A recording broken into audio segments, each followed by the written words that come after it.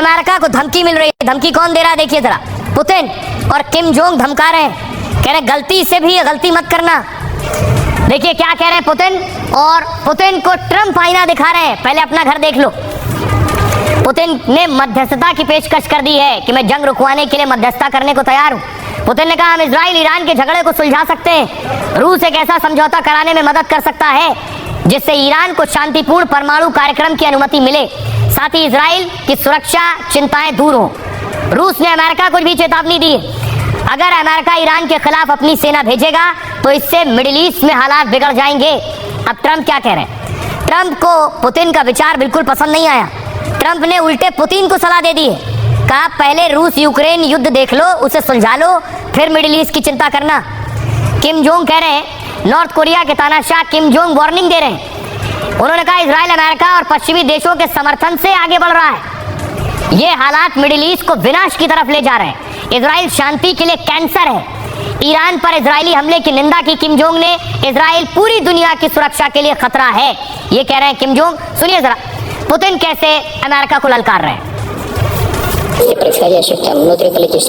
Israel और Iran की शत्रुता समाप्त कराने पर काम करना चाहिए और समझौते पर आने का रास्ता तलाशना चाहिए जो कि दोनों देशों के हित में होगा।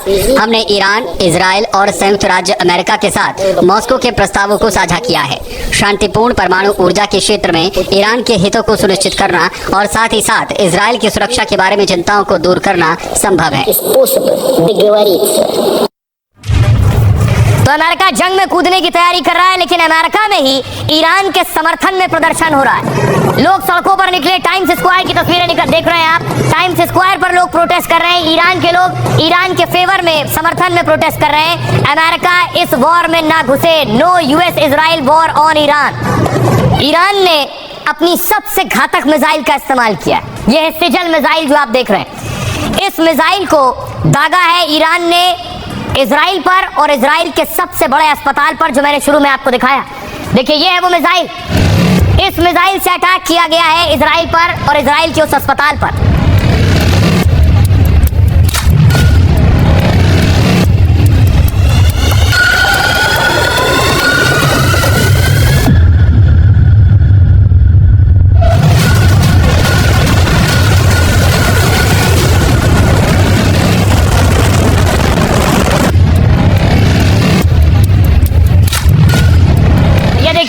ये मिसाइल जब आसमान में नजर आई, जब दागी गई, ये उस वक्त की तस्वीर है। मिसाइल आसमान में दागी गई और सीधे जाकर इजराइल के अस्पताल पर गिरी।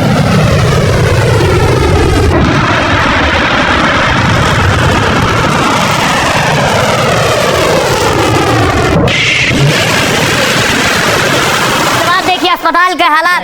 ये है वो अस्पताल, बाहर की तस्वीरें मैं आपको अस्पताल की दिखा रहा हूँ। पूरे अस्पताल में धुआं आपको नजर आ रहा है। एक के बाद एक कई टारगेट हुए। देखिए अस्पताल का हाल।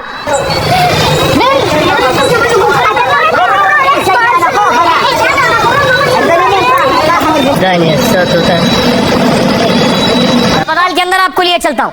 अस्पताल में पेशेंट थे, मरीज थे, डॉक्टर्स थे। अफरा तफरी मच गई जैसे ही मिसाइल गिरी आकर।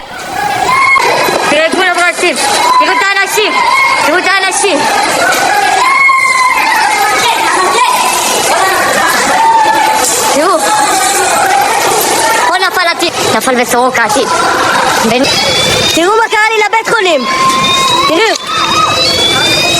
פה עמדתי, תראי כל הדלת עפה עליי, תראו את כולם רעשים, תראו את האנשים। देखिए ईरान का दावा ये है कि इजराइल ने अस्पताल की बिल्डिंग के ऊपर, अस्पताल था और नीचे देखिए टैंक्स खड़े। ईरान का दावा यह है कि इजराइल ने अस्पताल की आड़ में अपना बेस बना रखा था, नीचे हथियार छिपा रखे थे। ये कितना सच है कितना झूठ ये ईरान बता सकता है, लेकिन ये ईरान ने ही जारी किया है कि ऊपर अस्पताल और नीचे सैन्य बेस। इसलिए इस अस्पताल पर हमला किया गया। लेकिन इस अस्पताल में उस वक्त कितने मरीज मौजूद थे ये मैं आपको बताऊं। जैसे गाजा में इजराइल ने अस्पतालों पर बम बरसाए थे, उसी तरह ईरान इजराइल के अस्पतालों पर हमले कर रहा है। ईरान का दावा है कि अस्पताल ने नीचे इजराइल का खुफिया सैन्य ठिकाना है, यहाँ पर इजराइल ने टैंक और अपने भारी हथियार छिपा रखे हैं। बीरशेबा शहर के ऐसे ही एक अस्पताल में ईरानी मिसाइल गिरी। सोरोका अस्पताल में हमले में से 47 लोग जख्मी हो गए हैं, 3 की हालत गंभीर है, लेकिन इस हमले से 10 लाख लोगों की सांसें अटक गई, क्योंकि हर साल करीब 10 लाख लोगों का सोरोका में इलाज होता है। सोरोका की गिनती इजराइल के सबसे अच्छे अस्पतालों में होती है। ये राजधानी तेल अवीव से करीब 110 किलोमीटर की दूरी पर है और इजराइल के दक्षिणी हिस्से का सबसे बड़ा अस्पताल है। सोरोका 11,000 से ज्यादा बिस्तर वाला अस्पताल है। 65 साल पहले बने अस्पताल का कई बार विस्तार हुआ। अब 2 लाख वर्ग मीटर में फैले अस्पताल में 30 बिल्डिंग है। ईरान के हमले से अस्पताल के कई वार्ड तबाह हो गए। कहा यह जा रहा है कि ईरान ने सेजल मिसाइल से हमला किया है और इस अस्पताल में सारी हाईटेक सुविधाएं और इलाज मौजूद है, लेकिन हमले से अस्पताल की सेवाओं पर भारी असर पड़ा है। सोरोका अस्पताल के ऊपर कई हेलीपैड बने, लेकिन इतना नुकसान हुआ है कि हेलीकॉप्टर अब नहीं उतर सकते हैं। हालत ये है। इस स्थिति में खुद नेतन्याहू अस्पताल देखने के लिए पहुंचे हैं।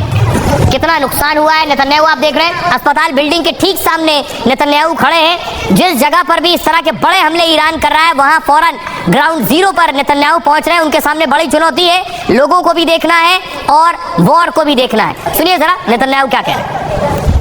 इस ऑपरेशन के अंत तक इजराइल के लिए कोई परमाणु खतरा नहीं रह जाएगा और न ही बैलिस्टिक मिसाइल का खतरा रहेगा। इजराइल ने पहले ही ईरान के परमाणु कार्यक्रम को बहुत बुरी तरह नुकसान पहुंचाया है। ईरान का कोई भी टॉप लीडर अब हमारे हमलों से बच नहीं सकता, वो चाहे ईरान के सुप्रीम लीडर अली खामेनेई ही क्यों ना हो।